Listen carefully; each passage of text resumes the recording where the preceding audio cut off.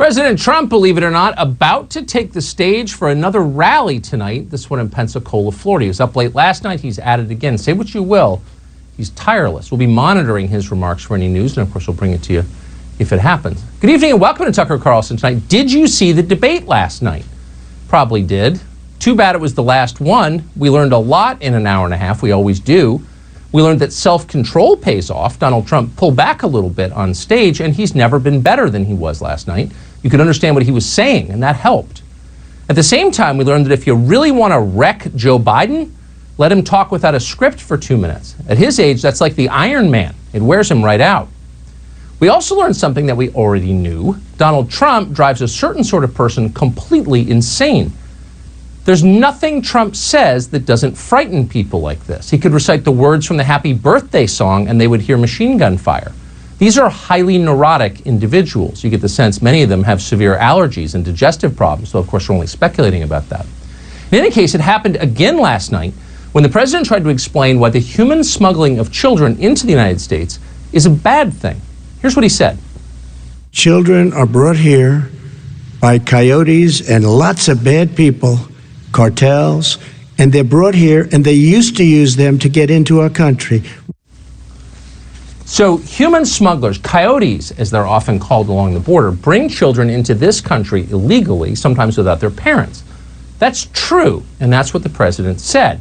What a lot of prominent Trump haters heard was that huge feral canines were dragging children across the Sonoran Desert. And of course they didn't believe a word of it. Another Trump lie! His 916th today! Darshan Kendrick is an elected Democrat in the state of Georgia. She's one of her party's leaders in the state house there. And she wasn't buying it for a second. How the hell does a coyote bring a whole human across the border? She wondered on Twitter. You should know that Darshan Kendrick is an attorney and a self-described investment advisor. So you're going to want to hand your retirement portfolio to her as soon as you can. Coyotes dragging children? Lions and tigers maybe, but coyotes? They're too small. Good point. Nothing gets past Darshan Kendrick. She's sharp. Meanwhile, a well-known student at the prestigious Harvard University near Boston had a similar objection to what the president said. He found Trump's mention of coyotes, quote, xenophobic. Why does Donald Trump never criticize American animals? Ever noticed that? It's always Mexican coyotes or Chinese pandas, but not a word about golden retrievers or Maine Coon cats. So naturally, the Harvard kid was upset because at Harvard, they know racism when they see it. So that's yet another thing we learned last night. The supposedly most impressive people in our society aren't impressive at all. They're dim, and they're silly, and they're humorless. And on some level, they know that about themselves. That's why they're so self-righteous. It's a cover. The rest of us know it too, which makes them angry. If you've ever wondered why the most privileged people in America often seem so mad, that's your answer. Because they're frauds, and they know we know it. But back to the debate last night. At one point, Joe Biden told us that hundreds of these children brought here by coyotes, possibly dragged, have been separated permanently from their parents by the Trump administration, which hates families. 545 children to be exact. Now, if you believe that was true, you'd be upset about it, so you'll be happy to know it's not true. It's not even close to true. The vast majority of the parents of these children have been located by federal authorities, and they're refusing to reunite with their children. A DHS spokesperson says that in one lawsuit currently pending, the plaintiffs have been able to contact, quote, the parents of 485 children separated at the border, and yet, quote, they've yet to identify a single family that wants their child reunited with them in their country of origin.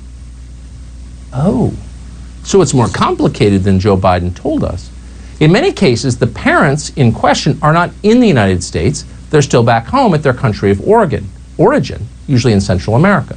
In some cases, never even tried to come to the United States, and instead they set their children up with someone else, a coyote possibly, to bring them here.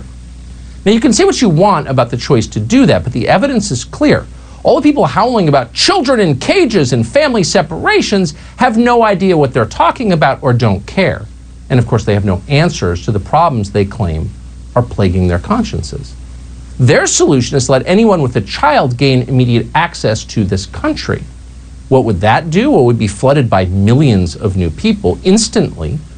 but it would, needless to say, encourage more human smuggling, a huge amount of human smuggling, which is odd since everyone pretends to be against human smuggling, but apparently not everyone is. Everyone used to pretend to be against crime, too. In the 1980s and 1990s, crime was one of the biggest issues in this country. It defined people's lives, where they lived, where they worked. It changed election results every year. Was America a more racist country back then? No, not really. There was just an awful lot of crime in the 80s and 90s. Look it up. There was a huge amount of crime, and a lot of it was driven by drugs, particularly crack cocaine. That's real.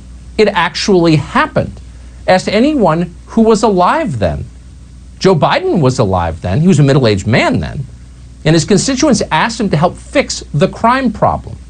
So just like virtually everyone else in Washington at the time, Joe Biden voted to stiffen drug penalties. That was an enormously popular thing to do in the middle of a drug epidemic and a murder epidemic that inevitably followed. It was popular with people in black neighborhoods. They were suffering the most. But now, Joe Biden, as possibly doesn't remember what happened, but it doesn't matter, now he's pretending it was all a big racist mistake. Watch. In the 80s, we passed 100%, all 100 senators voted for it, a bill on drugs and how to deal with drugs. It was a mistake. I've been trying to change the since then, particularly the portion on cocaine.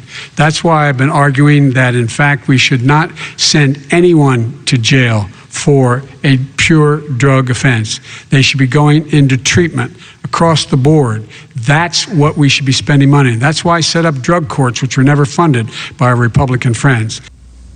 Now, the bill that Joe Biden just referred to passed in 1986, and it passed the United States Senate with 97 votes. He was close, not 197. That bill was co-sponsored by the chairman of the Congressional Black Caucus at the time. The House approved it by a 376 vote margin. And then the Senate passed Joe Biden's 1994 crime bill, which he's also called a mistake, with an overwhelming bipartisan majority. That was a 95-4 vote, and the House approved that bill by a 40 vote margin. The majority of the Congressional Black Caucus supported. Let's restate that. The majority of the Congressional Black Caucus supported the crime bill they're now telling us was written by the Klan. And by the way, the Republicans are saying that too, mindlessly. Joe Biden knows that these bills weren't mistakes. We don't put people in jail in this country for being black. We didn't do that in the 1980s and 90s. Sorry. People go to jail for committing crimes. Not all of our anti-crime laws are smart. Some of them are dumb. But the bill wasn't written to punish an ethnic group. It was written to control what was a very real problem, including in black neighborhoods, maybe especially. And that was drug-fueled crime. People were dying from it in big numbers in 1994. But Joe Biden no longer acknowledges that, or again, maybe he doesn't remember. Not only now is he telling us these crime bills were mistakes, now he's telling us that any law that puts any drug offender in prison is a mistake. And we're not going to have laws like that. Really? Would that include the opioid dealers who've killed hundreds of thousands of Americans in recent years? Apparently, they won't go to jail. So what's going to happen when we stop trying to punish opioid dealers and instead send them to some useless rehab program? What's the success rate in rehab programs? Does anyone ever mention that? You know anyone who's been to rehab? These people know anything? It would be nice to know before that happens what the consequences might be. But of course, no one asked last night. Instead, we were on to the next thing, global warming. Joe Biden, you won't be surprised to learn, is against global warming. He already wears a sweater a lot of the time. He thinks it's too stuffy in here as it is. But he's not against fracking. He told us that last night. If elected, he will not ban fracking. That's always been his position. Always. What about fracking? All right, let me allow Vice President Biden to respond. I never said I oppose fracking. You said it on tape. I did. Show the tape. Put it on your website. I'll put it on. Put it on the website. The fact of the matter is he's flat lying. Would there be any place for fossil fuels, including coal and fracking, in a Biden administration? No, we would work it out. We would make sure it's eliminated. Oh, so it's a little bit more complicated. In fact, Biden would ban fracking, we guess. In fact, he'd ban all fossil fuels at some point, but not until he's elected, so calm down. He'd also pass something called the HEROES Act. What's the HEROES Act? Well, the HEROES Act exists to help people with the coronavirus. And Republicans, needless to say, are against that because they support the coronavirus. In fact, Republicans invented the coronavirus in a lab at the Villages outside Orlando. Watch Joe Biden tell you why we need the HEROES Act right now. You are the leader of the Democratic Party. Why have you not pushed the Democrats to get a deal for the American people? Well, I have, and they have pushed it. Look, they passed this act all the way back in the beginning of the summer. This is like it's not new. It's been out there. This HEROES Act has been sitting there. Oh, okay, so the HEROES Act has been sitting there. You're going about your life thinking things are kind of fine. Little did you know the HEROES Act has been sitting there.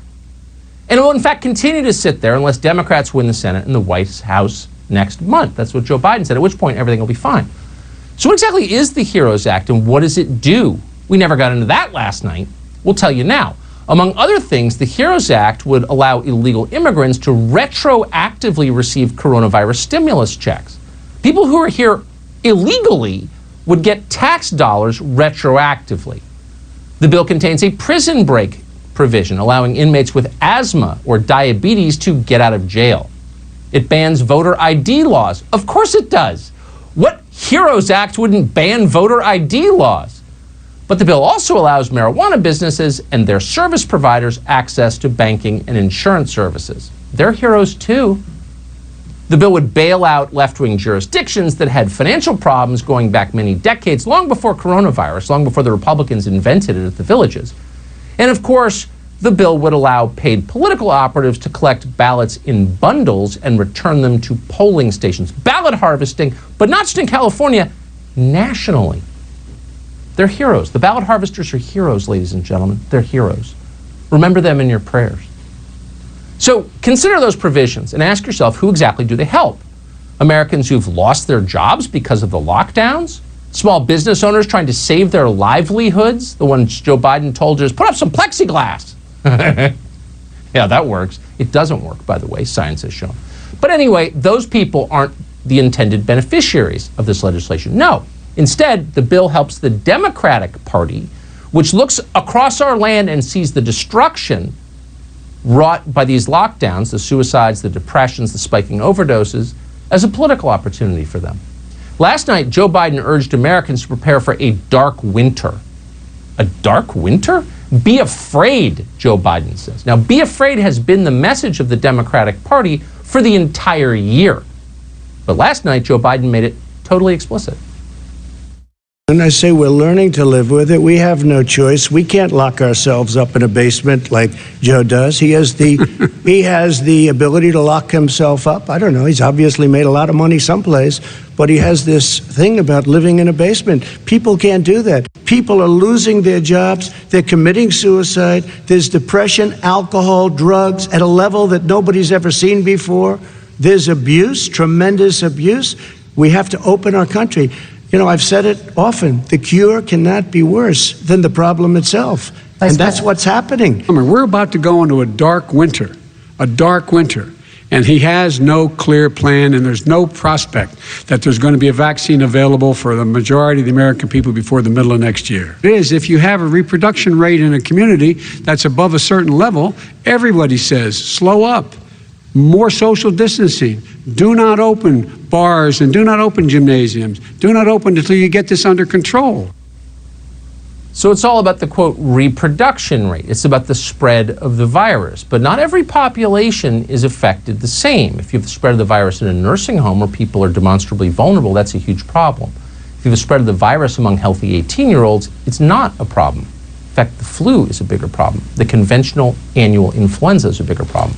This virus has a 99.9% survival rate for the vast majority of Americans.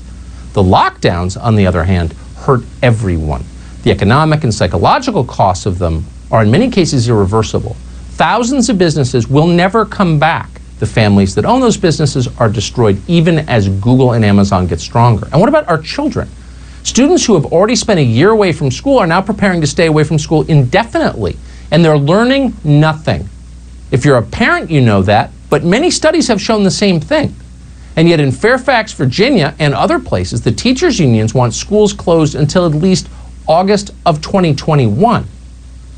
Classes should be virtual until a proven vaccine is, quote, widely available. That's insanity. School children face almost no risk of death from this. That's not an exaggeration. But Joe Biden essentially endorsed that plan last night. Quote, do not open until you get this under control. What does that mean? According to Joe Biden, that's what the public health experts are saying. These are the same public health experts who say you can't go outside unless, of course, it's to attend a BLM rally or loot a Wendy's. But you must listen to them. These are the same people who told you that the riots were, in fact, not a threat to public health. They were necessary. But any demonstration against the lockdowns was a threat to public health. These are supposed to be nonpartisan institutions. Our public health infrastructure is supposed to be nonpartisan. It's become completely corrupted by partisan interests, obviously. And it's making decent people cynical. The people in charge, once again, have revealed themselves to be completely unserious. And yet they still demand that we pay attention to them. That was the theme of the night. It's the theme of the age. It was never more obvious than when Donald Trump brought up Hunter Biden's laptop and the documents on it, the ones that talk about his business dealings with foreign countries and that mention his father. A lot of it's emerged over the last week, and Trump alluded to it last night. Watch this. If this stuff is true about Russia, Ukraine, China, other countries, Iraq, if this is true, then he's a corrupt politician. Right. So don't give me the stuff about how you're this innocent baby. Joe, they're calling you a corrupt politician. Nobody's President Trump, I want to stay on the issue of race. We're talking about the issue. Laptop from hell. There are 50 former national intelligence folks who said that what he's accusing me of is a Russian plan.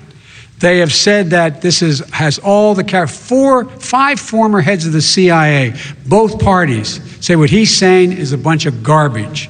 Nobody believes it except his and his good friend Rudy Giuliani. You mean the laptop is now another Russia hoax? And that's exactly what. Is this that's where you're exactly going? what. This is told. Where he's going. The laptop is Russia, Gentlemen, Russia. I want to stay on the issue of race. You okay? have to be kidding. Here we Mr. go President? again with Russia. So a bunch of retired spies, not one of whom has seen the laptop or been able to assess its contents, have suggested in public recklessly and for partisan reasons that this is part of a Russian disinformation campaign. Now Joe Biden himself uses that claim made on his behalf, again on the basis of no evidence, to bat down the question. If you're a little paranoid about maybe the CIA interfering in domestic politics, you just got a lot more paranoid, and for good reason, because they are. Meanwhile, no one on the Biden campaign has denied the authenticity of a single document because they know it's real. And there's overwhelming evidence that it's real. Hunter Biden's lawyer asked for the laptop back, and then Hunter Biden signed it over to the computer repair shop owner. There's now an on-the-record witness who was on many of the email and text message threads involving Hunter Biden confirming that it's all authentic. He just turned his phones over to federal investigators. Is he part of the Russian plot too? This is insane. But forget all that. Russia did it. Russia! The nation you are required to hate for reasons we can't explain but that are critical to our national security. Russia! They're bad! Why do they think they're bad, by the way? Worth thinking about.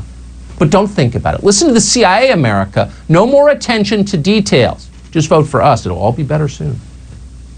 So did this have any effect last night, this debate? That's the question we are asking and are happy to ask our chief political anchor, Bret Baier, who joins us right now. Bret, good to see you.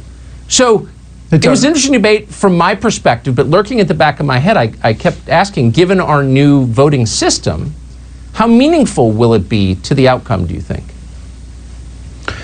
Couple things to take into account. One, 50 million people have already voted. That's a ton of people as far as the vote. We don't know how high it's going to go, but they're already in the bag. They've already voted, cast their ballots. It's not going to make a difference there. But it potentially makes a difference. You know, Donald Trump in 2016 closed late. He had what the Trump campaign characterizes as a tipping point. Now, I will say it was different. Hillary Clinton was a different candidate to run against, and you had Jim Comey and this investigation that popped up late in the situation. But they're looking at the debate last night as saying to Republicans, this is the Trump campaign, you need to come home. This is the guy that he can be.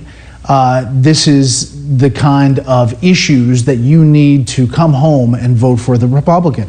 And they think that they can move swing states, battleground states, by 2 or 3 points. The Biden campaign, Tucker, spent today cleaning up on aisle 4 with the oil issue and getting rid of fossil fuels.